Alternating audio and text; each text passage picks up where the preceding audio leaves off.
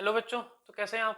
बढ़िया। तो जैसा कि आप पीछे पढ़ के अभी आए थे, लास्ट वीडियो में आपने ये देखा था कि कैसे लीनियर इक्वेशन बनता है, वन वेरिएबल क्या होता है, एक्सप्रेशन क्या होता है, ये सब आपने पढ़ा था, जो कि अभी बोर्ड पे नोट भी है। इसको आप लोग नोट भी कर सकते हैं, देख सकते हैं अगर आपने लास्ट वीडियो में नहीं देखा हो। थोड़ा सा मैं रिवाइज करा देता हूँ। वेरिएबल ABCD से लेके XYZ तक स्मॉल लेटर्स होते हैं। कॉन्स्टेंट में आपके जो भी नंबर आएंगे, 8th क्लास में है इसलिए रेशनल नंबर्स तक ही पढ़ना है।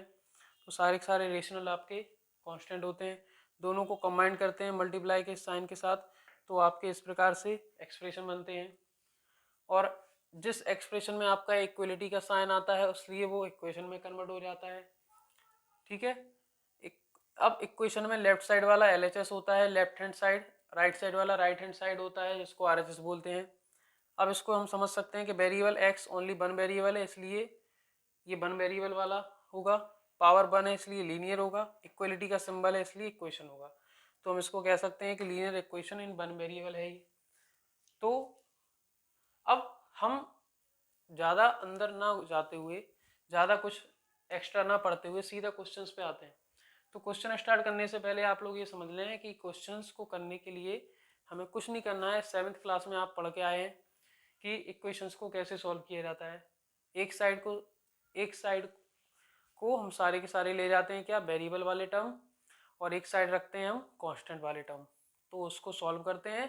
वही सारी की सारी चीज़ें, plus minus multiply divide, addition subtraction multiplication and division, 4 operations होते हैं मैथमेटिकल। तो उनको यूज करते हैं, उनसे हम इक्वेशंस को सॉल्व करते हैं। तो इक्वेशन सॉल्व करेंगे बस अब हम।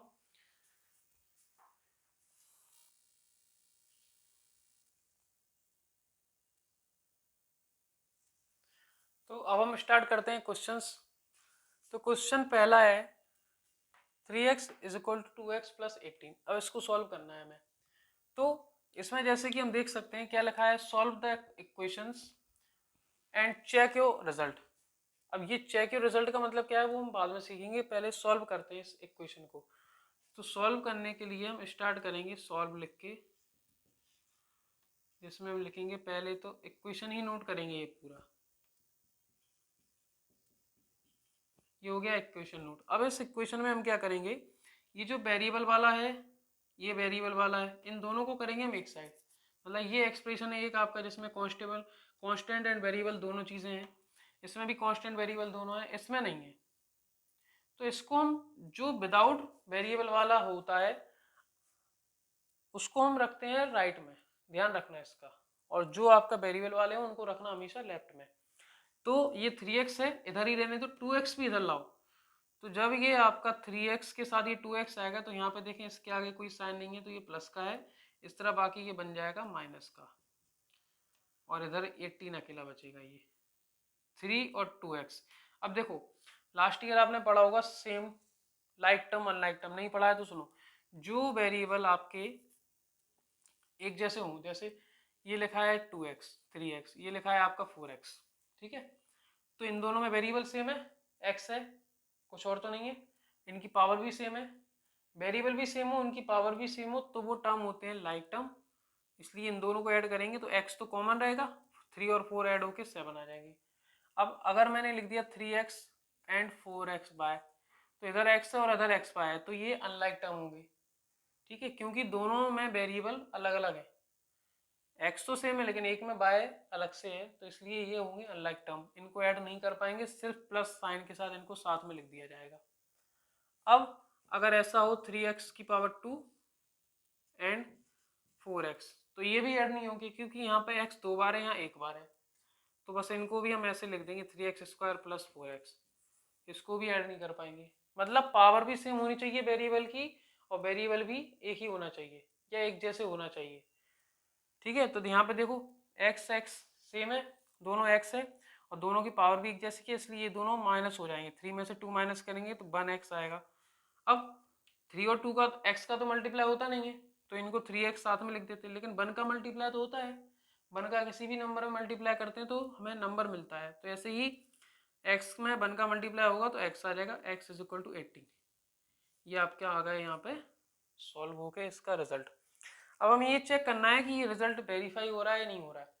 तो चेक करते हैं इसको। अब हम चेक कैसे करेंगे, हम डालेंगे चेक, एक तरफ लिखेंगे LHS, LHS इक्वल करके क्या लिखेंगे, सबसे पहले ये LHS वाला अभी बताया था मैंने कि इक्वल के लेफ्ट साइड वाला जो होता है उसको बोलते हैं LHS, लेफ्ट हैंड साइड। तो ये है आपका 3x, ठीक है।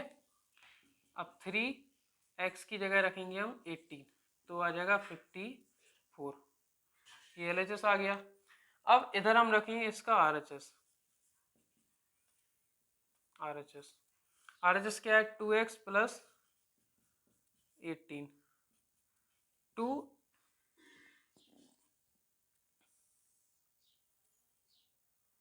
और इधर 18 ये रखेंगे प्लस 18 ये रहा। अब देखो यहाँ पे 3 और x के बीच में कोई कुछ नहीं है, तो यहाँ पे ये क्या है, मल्टीप्लाई, ठीक है। ऐसे ही यहाँ पे 2 और x के बीच में कुछ नहीं है, तो क्या है, मल्टीप्लाई। जब हम एक्सप्रेशन बनाते हैं तो दोनों के बीच में क्या सिंबल रखते हैं, मल्टीप्लाई का, एक वेरिएबल और एक कांस्टेंट के बीच में। और जब हम उन दोनों को अलग करेंगे तो उनके बीच में क्या साइन आएगा, जैसे 3x लिखा है तो ये वेरिएबल और ये कांस्टेंट मिला के लिखा गया है, कंबाइंड करके लिखा गया है, लेकिन बीच में है क्या इनके, मल्टीप्लाई।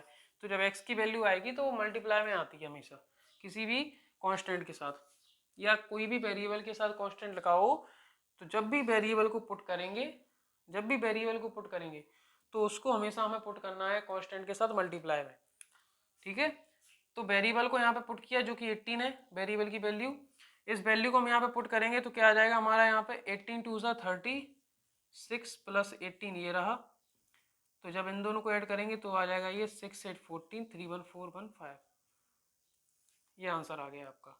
तो LHS और RHS दोनों आपके सेम आ गए हैं, इसीलिए हम क्या कह सकते हैं, so LHS is equal to RHS। ये आपका प्रूव हो गया यहाँ पे, ये आपका रिजल्ट निकल गया है यहाँ पे, इसको आप लोग देख सकते हैं एक बार। उसके बाद चलते हैं दूसरे टाइप के क्वेश्चंस पे, थोड़ा सा डिफरेंट है वो क्वेश्चन, अलग नहीं है, इसको पहले आप एक बार अच्छे से देख लें, ठीक है।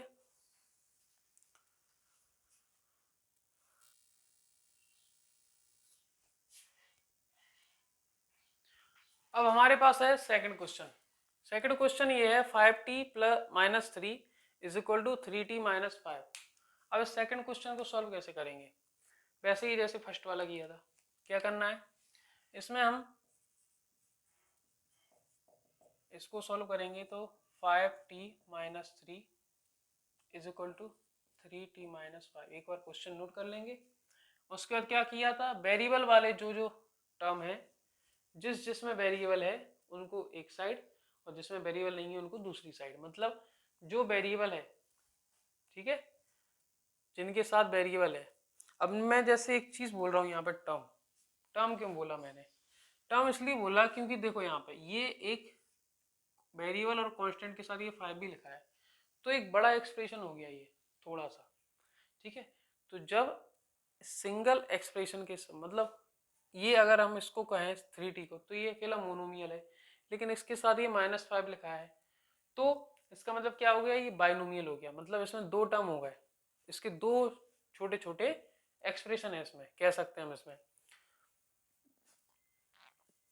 तो यहाँ पे 5 अकेला कैसे है, अब 5 अकेला कैसे है, अब इसको अगर हम समझें तो जैसे कि कोई भी वेरिएबल होता है उसकी पावर हम 1 लेते हैं छोटी, लेकिन पावर 0 भी तो हो सकती है, और जिस वेरिएबल की पावर 0 होती है उसकी वैल्यू होती है 1।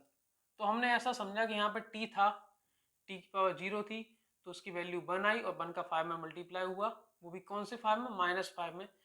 ये ऐसा था पहले, देखो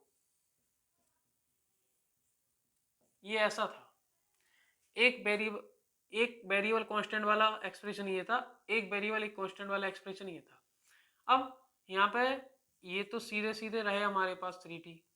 अब हुआ क्या कि -5 ये है और t की पावर करी थी 0, तो t की पावर 0 मतलब कोई भी वेरिएबल है, कोई भी नंबर है, उसकी पावर 0 होने से उसका वैल्यू कितना आता है, 1। तो -5 का 1 में मल्टीप्लाई होने से क्या आ गया, -5। प्लस माइनस क्या होते हैं, मल्टीप्लाई पता हो, ये ब्रैकेट क्या करेगा, बाहर वाले साइन का, बाहर वाले सिंबल साइन का अंदर वाले में करेगा मल्टीप्लाई, तो प्लस माइनस क्या बनेगा, माइनस, ये 5 ऐसे आता है ये, ठीक है। तो यहाँ पे ये दो एक्सप्रेशन है, इसलिए एक एक को हम पढ़ेंगे टर्म। तो जो हमारे पास वेरिएबल वाले टर्म है, ठीक है, जो हमारे पास वेरिएबल वाले टर्म है और जो नॉन वेरिएबल है मतलब जो कांस्टेंट वाले हैं उनको अलग अलग करेंगे। वेरिएबल जिसमें है उसको करेंगे लेफ्ट में और जो कांस्टेंट वाले हैं उनको करेंगे राइट में। तो 5t ये प्लस वाला है, देखो इसके आगे कोई साइन नहीं है तो ये प्लस का है, और ये देखो यहाँ पे 5 और ये माइनस का है तो ये इस तरफ जाके प्लस का। 5 3 कितना होगा, नहीं उल्टा हो गया सॉरी, ये माइनस का होगा, यहाँ पे प्लस का बोल रहा था तो प्लस ही लिख दिया। ये प्लस का है और ये प्लस का इस तरफ, अभी ये प्लस का है इस तरफ तो इस तरफ आगे माइनस का होगा। यहाँ का -5 पहले लिखो, इस साइड का जो पहले है वो लिखो, इस साइड का जो पहले है वो लिखो। अब इस साइड हम ला रहे हैं सारे के सारे वेरिएबल वाले, इस साइड ला रहे हैं सारे के सारे कांस्टेंट। तो कांस्टेंट में जो यहाँ पहले से था वो पहले लिखना, वेरिएबल में जो यहाँ पहले था वो पहले लिखना। अब यहाँ 5t पहले था तो पहले लिखो, इस तरफ वाला जो ला रहे हैं उसको बाद में लिखा जाएगा। ये प्लस का है इसलिए यहाँ के माइनस का, ये माइनस का है यहाँ, और ये वाला इधर जाके होगा प्लस का। -3 इस तरफ जाके होगा प्लस का। 5 में से 3 माइनस करेंगे 2t, -5 में से +3 होगा तो मतलब प्लस माइनस माइनस, तो ये 2 अकेला। t इज इक्वल टू -2, ये t मल्टीप्लाई में देखो t और 2 मल्टीप्लाई में तो अपॉन में जाएगा, ये डिवाइड में, तो 2 बन जाए 2 -1, ये आंसर आ गया। अब इसका चेक करेंगे हम, चेक कैसे होगा, वैसे ही LHS, LHS में क्या करेंगे 5t -3, 5 मल्टीप्लाई t की वैल्यू -1,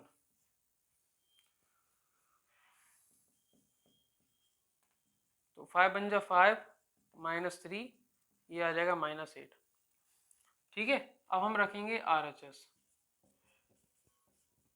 3t -5, 3t की value -1 -5 -3 -5 -8, so LHS is equal to RHS। ये आपका आंसर हो गया। इसको आप अच्छे से देख सकते हैं, जो भी आपके डाउट हो वो आप पूछ सकते हैं। उसके बाद हम कुछ ऐसे क्वेश्चंस पे जाएंगे हम जो थोड़े से डिफिकल्ट हैं, टफ है, उनको करेंगे। ठीक है, उसके बाद फिर आपका ये एक्सरसाइज एंड होगी, फिर हम नेक्स्ट एक्सरसाइज में मिलेंगे। देख लें इसको आप जल्दी से।